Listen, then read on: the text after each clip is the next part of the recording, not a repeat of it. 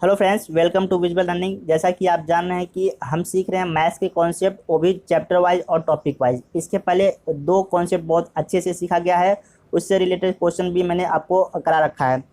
देखिए, आज concept number 3 की बारी है। क्या सीखने वाले हैं इसमें? इसके जब क्वेश्चंस आपसे आपको एग्जाम में देखने के लिए मिलता है तो यह समझ नहीं आता है कि ये किस चैप्टर से लिया गया है। तो आपको पहले बताता चलूँ कि ये क्वेश्चन जो हैं वो सारे के सारे क्वेश्चन नंबर सिस्टम में ही आते हैं। इसमें कुछ नया नहीं सीखना होता है। आप जो चीज़ें आपको पता है बस उसी से हम काम करते हैं, उसी से काम चलाते हैं। तो इसके लिए चाहिए क्या? इसके लिए आपको स्टेप फॉलो करने होते हैं, ठीक है। वो क्या क्या स्टेप हैं? देखिए, पहली बात तो प्लस माइनस और मल्टीप्लाई से रिलेटेड ही क्वेश्चंस रहेंगे, ठीक है। दूसरी बात, ठीक है, इन प्लस माइनस मल्टीप्लाई और डिवाइड की आपको बेसिक अंडरस्टैंडिंग पता होनी चाहिए। समझ आ रही बात? यानी कि अगर कोई चीज़ें वर्ड्स प्रॉब्लम में लिखी गई हैं तो उनको देखकर आप अच्छे से समझ पाएँ क्या कहा जा रहा है। दूसरी बात, ठीक है, जो भी स्टेटमेंट क्वेश्चन में दिया गया है उसको अरेंज करना आपको आना चाहिए कि कौन सा स्टेटमेंट कहाँ रखना है, ठीक है। फिर उसके बाद से उन स्टेटमेंट को कन्वर्ट करते हैं किसमें? नंबर और सिंबल्स में। देन हम क्या करते हैं? कैलकुलेशन करते हैं और कहाँ तक पहुँचते हैं? आंसर तक पहुँचते हैं। तो एक कुछ स्टेप्स होते हैं जो आपको फॉलो करने होते हैं, कुछ नया बिल्कुल नहीं है। चलिए क्वेश्चंस को देखकर आपको पता चलेगा। क्वेश्चन नंबर फर्स्ट लेते हैं और क्लास को स्टार्ट करते हैं। आप देख पा रहे हैं कि क्वेश्चन नंबर फर्स्ट में हमसे पूछा जा रहा है कि दो संख्याओं का गुणनफल 336 है, उनका योगफल उनके अंतरफल से 28 अधिक है, तो संख्याएं बताइए। देखिए, सबसे पहले आपको क्वेश्चंस को पढ़ना है, समझना है कि क्या कहा जा रहा है। फिर जो भी स्टेटमेंट इसमें दे रखा है स्टेप बाय स्टेप उसको अरेंज कीजिए। फिर सिंबल में कन्वर्ट कीजिए। जैसे यहाँ पे पहले स्टेप की बात करें, आप देख पा रहे हैं कि कह रहा है कि दो संख्याओं का गुणनफल, यानी कि मल्टीपल दे रखा है, मल्टीप्लिकेशन दे रखा है टू नंबर्स का, ठीक है। तो हम नंबर नहीं पता है, हम मान लेते हैं नंबर हमारे पास ए और बी है। अब कह रहा है कि इनका मल्टीप्लाई करते हैं तो ए आता है 336। समझ पा रहे हैं? पहला स्टेप हमने उसको अरेंज भी किया, नंबर और सिंबल्स में कन्वर्ट भी कर दिया। उसके बाद देखिए क्या कहा जा रहा है। कह रहा है कि उनका जो योगफल है अंतरफल से 28 अधिक है, यानी कि जो उनका सम है डिफरेंस से 28 अधिक है। तो इन संख्याओं का हम सम लेते हैं। ए सम क्या है? 28 अधिक है, किससे? इसके डिफरेंस से। तो डिफरेंस में हम क्या कर लेते हैं? 28 जोड़ लेते हैं। अब तो इसके बराबर हो गया, या तो आप इसमें से 28 माइनस कर लीजिए या इधर 28 जोड़ लीजिए। तो ये दोनों स्टेप हमने यहाँ पे अच्छे से लिख दिया। अब इसका क्या करते हैं? हम सोल्यूशन करते हैं, कैलकुलेशन करते हैं। देखिए यहाँ पे देख पा रहे हैं कि ए और ए कैंसिल हो जाएगा, ठीक है। यहाँ पे आपको क्या मिलेगा? 2b is equal to 28। यहाँ से v की वैल्यू आप आसानी से ढूंढ पाएंगे 14। v की वैल्यू आपको 14 मिल गई। आप यहाँ पे 14 रखेंगे तो a की वैल्यू क्या मिल जाएगी? a की वैल्यू मिल जाएगी 24। ऑप्शन नंबर आप देख पा रहे हैं कि बी सही हो जाएगा। उम्मीद करता हूँ कि ये चीज़ें आपको समझ आया होगा। कितना आसान क्वेश्चन है, ठीक है। ये एग्जाम में अक्सर पूछे जाते हैं। नेक्स्ट क्वेश्चन पे आते हैं। चलिए, क्वेश्चन नंबर सेकेंड हमारे पास है। करें कि उन तीन क्रमागत संख्याओं का गुणनफल बताइए, ठीक है, जिनका योगफल दे रखा है, सम दे रखा है 15। हमसे पूछा है गुणनफल। देखिए, हम संख्याएं मान लेते हैं। पहले बात तो क्वेश्चंस को पढ़ें, समझें, फिर उसके बाद से जो भी दे रखा है स्टेटमेंट उनको अरेंज करते हैं, ठीक है। सबसे पहले हम क्या मान लेते हैं? तीन संख्याएं मान लेते हैं। एक संख्या अगर ए है, क्रमागत की बात कर रहा है क्रम से, तो अगली संख्या क्या होगी? a+1। फिर अगली संख्या क्या होगी? a+2।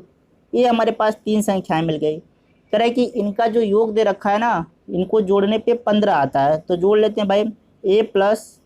a+1 और a+2। कह रहा है कि ये चीज़ दे रखा है कितना? 15।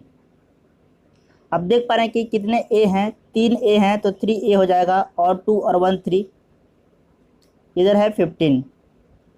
ये 3 इधर आएगा तो क्या हो जाएगा? माइनस के साथ, यानी कि 3a इज इक्वल टू कितना हो जाएगा? ठीक है, 12। a की वैल्यू आप देख पा रहे हैं कि ये कितना आ जाएगा? 4। अब हमें संख्याएं मिल गई। a4 हो गया, a4+1 यानी कि 5, a4+2 यानी कि 6। अब इनसे हमको क्या पूछा है? हमसे पूछा है कि उन संख्याओं का गुणनफल बताइए, मल्टीप्लिकेशन बताइए कि क्या होगा, प्रोडक्ट। देखिए, मल्टीप्लाई कर लेते हैं आपस में इन संख्याओं का। तो 4 5 20 और 20 छः के कितना हो जाएगा? 120। ऑप्शन नंबर आप देख पा रहे होंगे कि फर्स्ट सही हो जाएगा। उम्मीद करता हूं कि ये क्वेश्चन आपको समझ आया होगा। एसएससी में पूछा गया है, अब एकदम रद्दी क्वेश्चन हो चुका है। बढ़ते हैं नेक्स्ट क्वेश्चन की तरफ। क्वेश्चन नंबर 3 देखिए, कह रहा है कि 71 तथा एक अज्ञात संख्या के गुणनफल में 47 जोड़कर एक नई संख्या प्राप्त की जाती है। उस नई संख्या को 7 से विभाजित करके 98 भागफल प्राप्त किया जा सकता है। तब बताना है हमको कि वो अज्ञात संख्या किस संख्या का गुणज है। देखिए एक एक स्टेप पढ़ते हैं और हम क्या करते हैं, उसको सही तरीके से अरेंज करते हैं, साथ साथ में हम उसको नंबर्स और सिंबल में कन्वर्ट करते रहते हैं। ठीक है, ये देखिए 71 तथा एक अज्ञात संख्या का गुणनफल, तो एक 71 तो है ही और एक अज्ञात संख्या बोला तो हमें नहीं पता, हम मान लेते वो अज्ञात संख्या x है। गुणनफल ले लिया, करें कि इसमें 47 जोड़ा गया, जोड़ भी लिया। अब जो हमें नई संख्या ये प्राप्त हुई उसमें क्या किया जा रहा है, करें कि 7 से भाग किया जा रहा है, तो ये हमें भागफल कितना मिल रहा है, करें कि ये 98 बार में डिवाइड हो जा रहा है। अब हमें क्या बताना है, हमें बताना है कि ये जो x है वो किस संख्या का मल्टीपल है। देखिए इसका सलूशन अब कर लेते हैं। आप देख पा रहे हैं कि इसको इधर जब भेजेंगे तो क्या करेगा, मल्टीप्लाई करेगा, यानी कि 71x plus 47 is equal to, आप जब 98 का 7 में मल्टीप्लाई करेंगे तो कितना जाएगा, 686। आप इसको इधर भेजेंगे माइनस के साथ, तो 71x इज इक्वल टू 686 में से 47 को माइनस करेंगे तो कितना बचेगा भाई, 639। समझ पा रहे हैं, x की वैल्यू आपको निकालना है। तो आप देख पा रहे हैं कि एक काट देगा, कितनी बार में काटेगा, ठीक है, एक काटेगा आपका 9 बार में।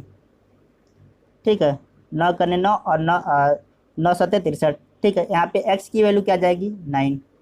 ये 9 किसका मल्टीपल है भाई, इनमें से किसका मल्टीपल है, ऑप्शन जो देख पा रहे हैं आप किसका मल्टीपल है, आप कहेंगे कि ऑप्शन नंबर डी का मल्टीपल है, तो ऑप्शन नंबर डी सही हो जाएगा। 3 का मल्टीपल है 9 ना।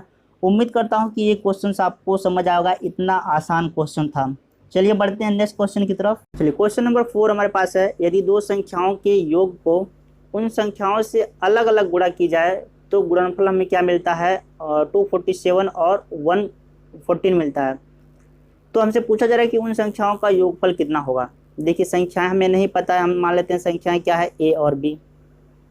अब करें कि इन संख्याओं का योगफल ले लीजिए a प्लस बी। अब इस योगफल से क्या कर रहे हैं, ये दोनों संख्याएं अलग अलग करके गुणा कर रहे हैं, यानी कि सबसे पहले क्या कर रहा है, a इससे गुणा कर रहा है और उसके बाद क्या कर रहा है, ठीक है, a प्लस बी से b इससे गुणा कर रहा है। समझ पा रहे हैं, तो हमें सबसे पहले क्या मिला, जब a गुणा किया तो मिला 247 और जब b गुणा किया है तो मल्टीप्लाई किया, क्या मिला है, 114। ठीक है, इसको सॉल्व कर लेते हैं थोड़ा। इसको सॉल्व करेंगे तो a square plus A B, इधर आपको क्या मिलेगा, 247।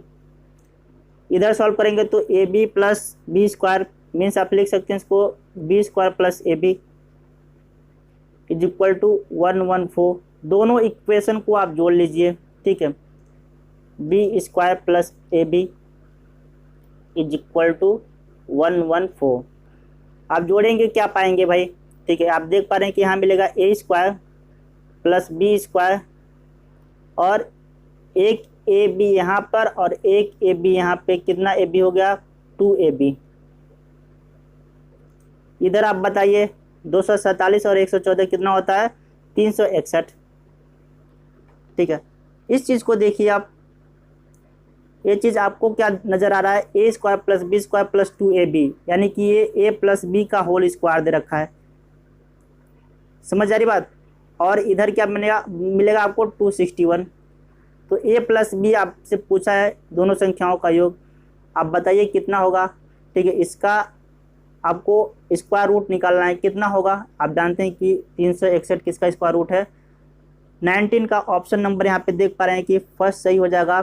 उम्मीद करता हूँ ये क्वेश्चन आपको समझ आया होगा। ठीक है, बहुत मुश्किल तो नहीं था। चलिए नेक्स्ट क्वेश्चन देखिए। क्वेश्चन नंबर 5 हमारे पास क्या है, दो संख्याओं का जो सम है वो 24 दे रखा है एंड प्रोडक्ट क्या है 143 दे रखा है। तो हमसे पूछा है कि उनके स्क्वायर का जो सम बता दीजिए क्या होगा। हम दो संख्याएं ले लेते हैं, दो संख्याएं हैं a प्लस बी। ठीक है, इनका जोड़ दे रखा है क्या चीज़, 24, और इनका मल्टीप्लिकेशन क्या दे रखा है, प्रोडक्ट वो दे रखा है 143। तो हमसे पूछा जा रहा है कि a square plus B square बता दीजिए क्या होगा। कितना आसान है, दोनों साइडों का क्या कर लीजिए, स्क्वायर कर लीजिए भाई।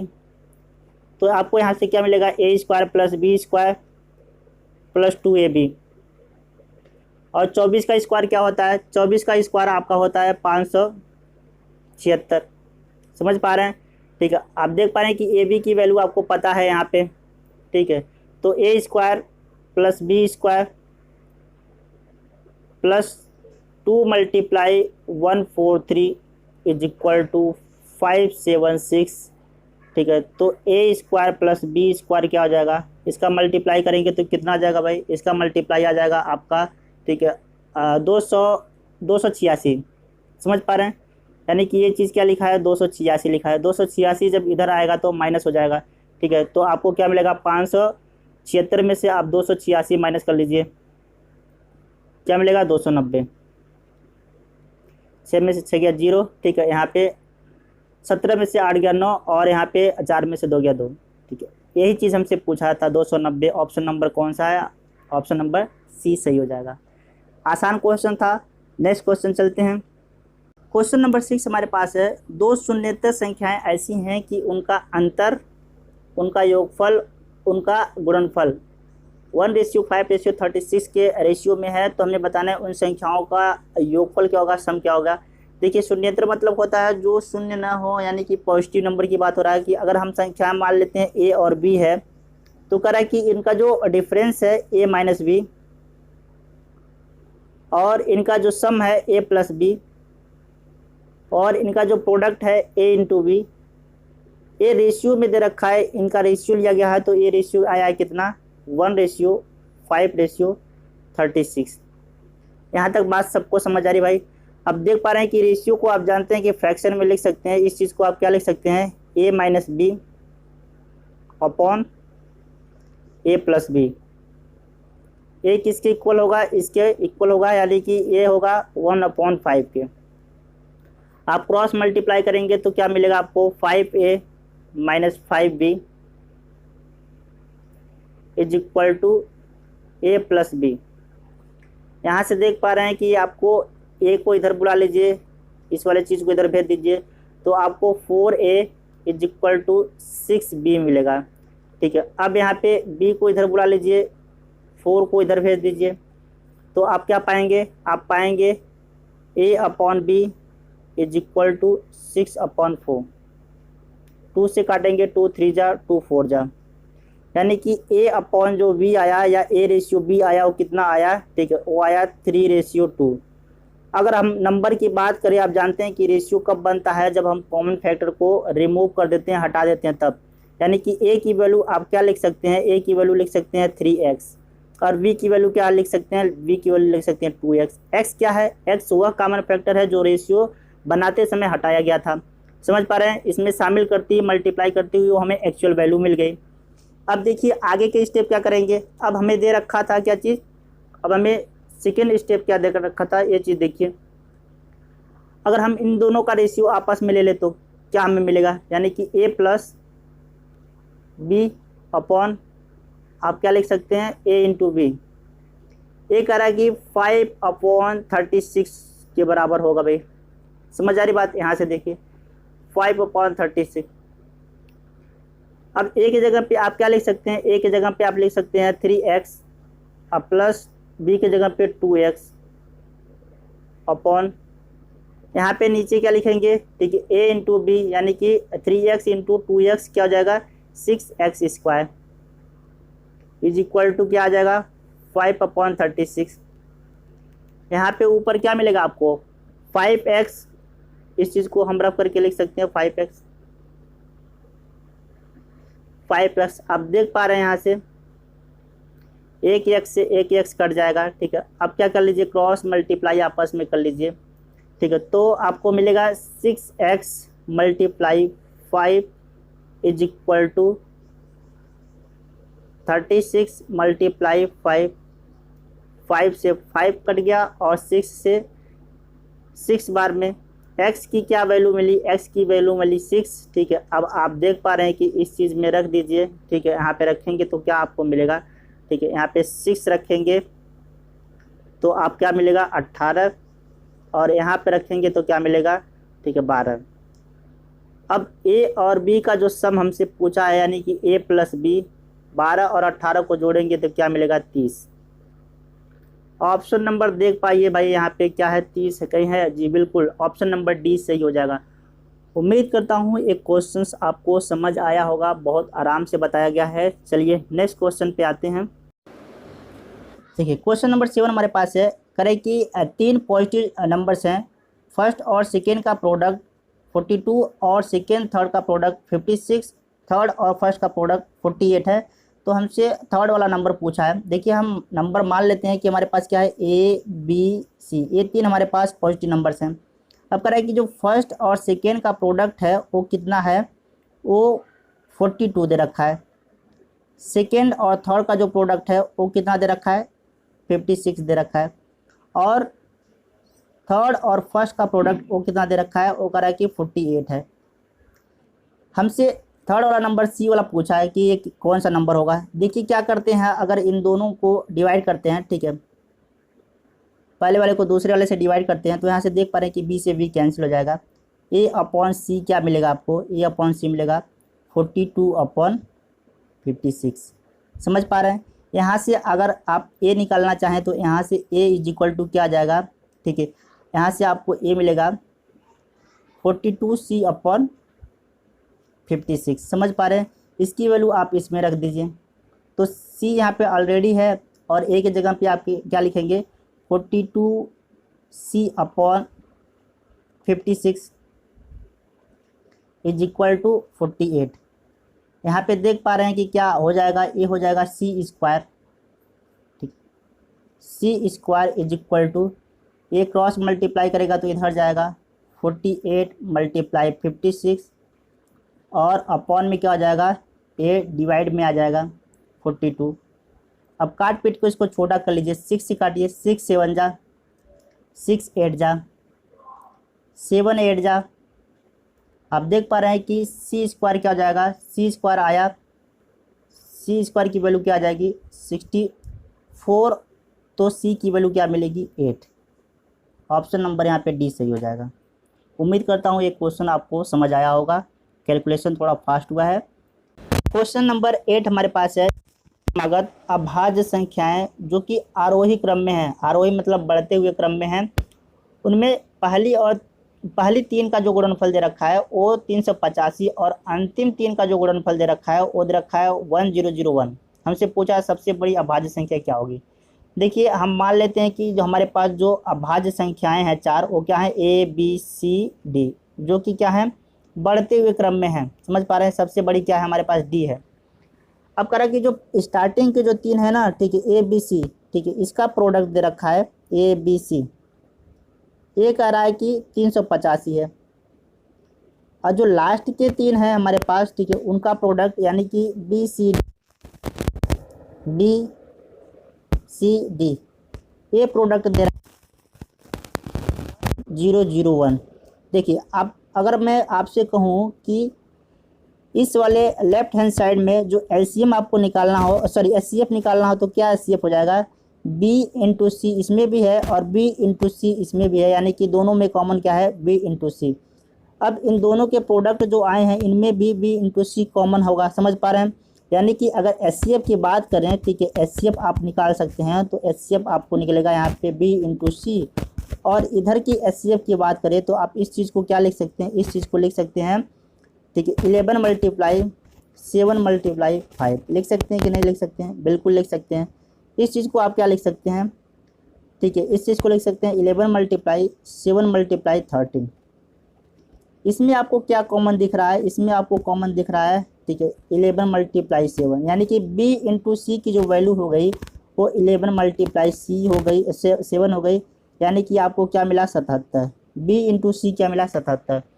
अब आप देख पा रहे हैं इस इक्वेशन से, इस इक्वेशन में आपको दिखा है b multiply C multiply D, ये कह रहा है कि 1001 है। बी सी की वैल्यू आपको पता चल गई यहाँ से, ठीक है, कितना है भाई, बी सी की वैल्यू हो जाएगी 77। तो आप यहाँ पे लिख सकते हैं 77 multiply D is equal to 1001।